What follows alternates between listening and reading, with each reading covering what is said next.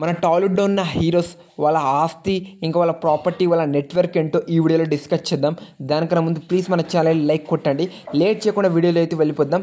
ప్రభాస్ తన ఆస్తి వచ్చేసరికి 260 కోట్ల నెట్వర్క్ అని చెప్పుకోవచ్చు.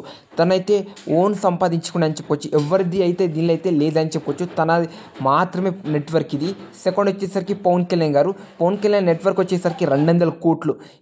ఇది అయితే మన పవన్ కళ్యాణ్ గారు అయితే జనసేన పార్టీ ఎప్పుడైతే పెట్టిండో మొత్తం ఖర్చు పెట్టేసిన అని చెప్పుకోవచ్చు. ఇది తన ఓన్ ప్రాపర్టీ అని చెప్పొచ్చు. 200 కోట్లు ఉంది.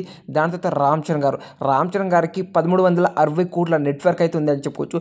రామ్ చరణ్ గారు ఇంకా చిరంజీవి వీళ్ళిద్దరు కలిపి ఇది నెట్వర్క్ అని చెప్పొచ్చు. తన ప్రాపర్టీ కావచ్చు, తన ఎంత ఆస్తి ఉంది వీళ్ళిద్దరు చిరంజీవి గారిది ఇంకా రామ్ చరణ్ కలిస్తే ఇది నెట్వర్క్ మన రామ్ చరణ్ గారిది. దాని తర్వాత అల్లు అర్జున్ గారి నెట్వర్క్ వచ్చేసరికి 660 కోట్లు.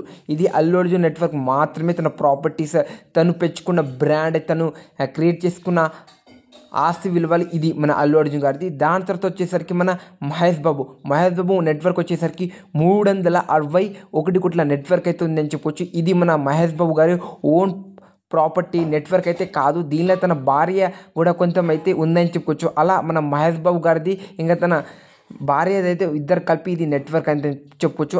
361 కోట్ల నెట్వర్క్.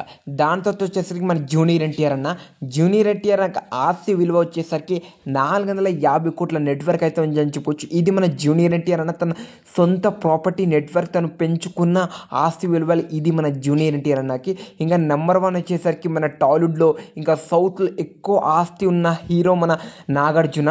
3360 కోట్ల ఆస్తి నెట్వర్క్ అయితే ఉందని చెప్పుకోవచ్చు. నాగార్జునకున్న ఆస్తి విలువలు నెట్వర్క్ ఏ హీరోకి లేదని చెప్పుకోవచ్చు.